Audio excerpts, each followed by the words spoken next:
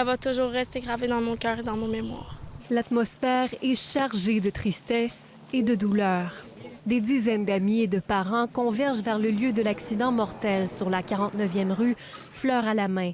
Ils se serrent tous les uns les autres, partageant le deuil et rendent hommage à Maëlie, âgée de 14 ans. C'était une fille incroyable, toujours souriante là, pour les autres. C'est tout le temps la petite fille, genre full souriante, que quand il y avait quelque chose, elle était tout le temps là pour te remonter le moral. Steve Bastien, qui a enseigné à Maëlie, estime que l'obtention d'un permis pour la conduite de cyclomoteur est trop facile et rapide, avec seulement 3 heures de théorie et 3 heures de route en circuit fermé.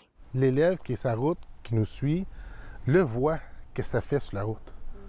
Tandis le scooter, on n'a pas l'occasion d'amener les candidats sur la route. C'est sûr, si on voudrait augmenter la sécurité, on pourrait avoir section un peu de route, examen circuit fermé. La SAAG n'exclut pas apporter des changements, mais d'y miser surtout sur la prévention et la sensibilisation, alors que les jeunes de 15 à 24 ans sont surreprésentés dans les accidents de la route. Dans le bilan routier 2023, il y a une augmentation de 20 des décès des jeunes conducteurs entre 15 et 24 ans comparativement à l'année précédente.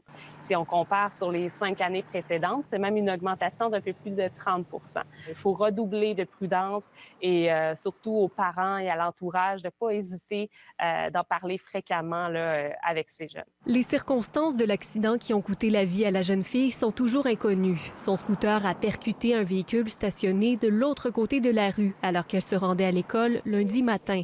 Son départ est incompréhensible pour son entourage. Elle était tout le temps là pour tout le monde.